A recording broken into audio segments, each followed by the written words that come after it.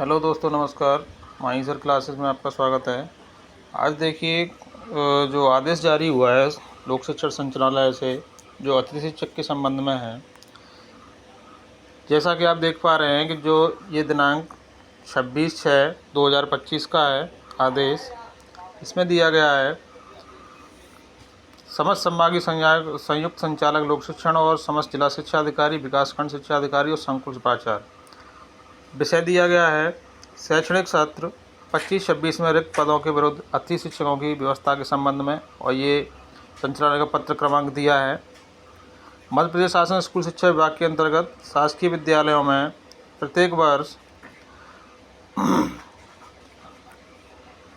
प्रत्येक सत्र में शैक्षणिक व्यवस्था के सुचारू रूप से संचालन हेतु रिक्त पदों के विरुद्ध ऑनलाइन माध्यम से अतिथि शिक्षक की व्यवस्था है। अतिथि शिक्षक की व्यवस्था के लिए आमंत्रण के लिए जो GFMS पोर्टल के माध्यम से की जाती है, उसके परिप्रेक्ष्य में शैक्षणिक सत्र 2025-26 में अतिथि शिक्षकों के आमंत्रण हेतु रिक्तियों पोर्टल पर निम्नानुसार कार्रवाई सुनिश्चित करना है। जैसा कि आप देख पा रहे हैं, ये दिया है यहाँ एक पॉइंट, अतिथि शिक्षक आमंत्रण हेतु रिक्तियों का प्रमाणीकरण।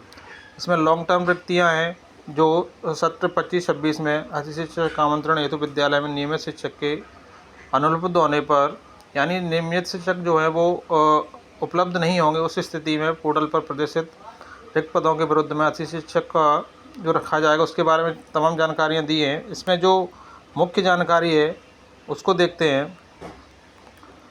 इसमें अतिरिक्त रिक्तियाँ दी हैं, और अतिथि शिक्षक जो पॉइंट है अपना मेन जो मान सकते हैं तारीख जो हैं, जो अपन को याद रखनी है, वो ये हैं।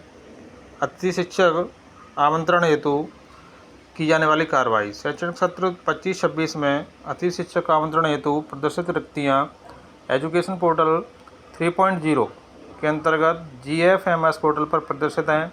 प्रमाणित रिक्तियों के विरुद्ध ही विद्यालय में अतिथि शिक्षकों की उपस्थित कराया जाएगा। जैसा कि ये दिया है 2.2, उस श्रेणी में आने वाले शिक्षकों को विद्यालय में नहीं रखा जाएगा। जैसे कि कंडिका 3.1.2 में उल्लिखित अनुसार शाला प्रभारी द्वारा उस श्रेणी में आने वाले अतिथि शिक्षकों को विद्यालय में नहीं रखा जाएगा। इसकी विस्तार से जानकारी ये दी है। यहाँ देखिए 2.3 में अतिथि शिक्षक आमंत्रण हेतु समय सारणी जो दी है, इसको ध्यान में रखें। शैक्षणिक सत्र 2024-25 में जिन विद्यालयों में अतिथि शिक्षक को आमंत्रित किया गया था एवं पोर्टल पर रिक्त पद प्रदर्शित हैं, ऐसे विद्यालयों में GFMS पोर्टल पर उपस्थिति की प्रविष्टि हेतु की जाने वाली कार्रवाई। तो इसमें ध्यान देने वाली बात यह है कि जो 2.3 की जो सारणी दी है, ये उन अतिथि शिक्षकों के लिए है जो पिछले सत्र में, सत्र 2024-25 में रखे गए थे। उनकी ज्वाइनिंग पहले होगी उनके संबंध में ये सारणी दी गई है।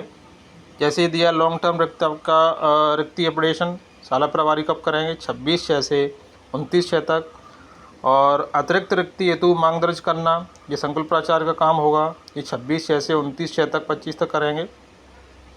अतिथि शिक्षक आमंत्रण हेतु GFMS पोर्टल पर रिक्तियों का प्रदर्शन किया जाएगा। तो ये प्रदर्शन कब किया जाएगा? राज्य स्तर से किया जाएगा 30/6 को। और विगत सत्र में कार्यरत अतिथि शिक्षक द्वारा GMS पोर्टल पर उपस्थिति हेतु रिक्वेस्ट दर्ज करी जाएगी 30 तारीख से लेकर 2 जुलाई तक।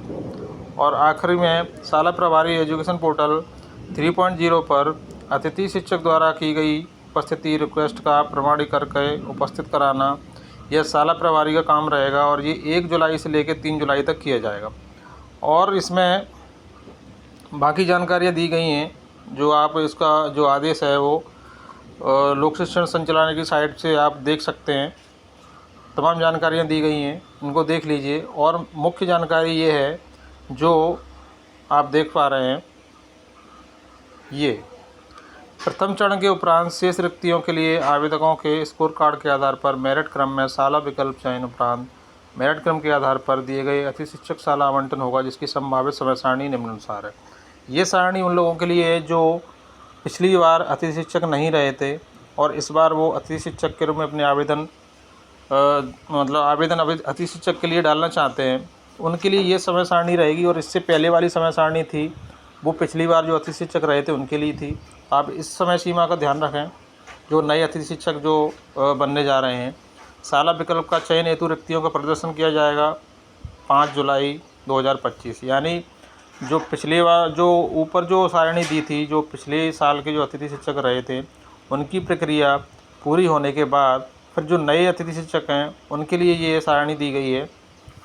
इच्छुक आवेदकों द्वारा शाला विकल्प का चयन करना है 5 जुलाई से लेकर 7 जुलाई तक, और शाला विकल्प चयन के आधार पर मेरिट क्रम में शाला आवंटन। मेरिट कब निकाली जाएगी इसकी? 9 तारीख यानी 9 जुलाई को।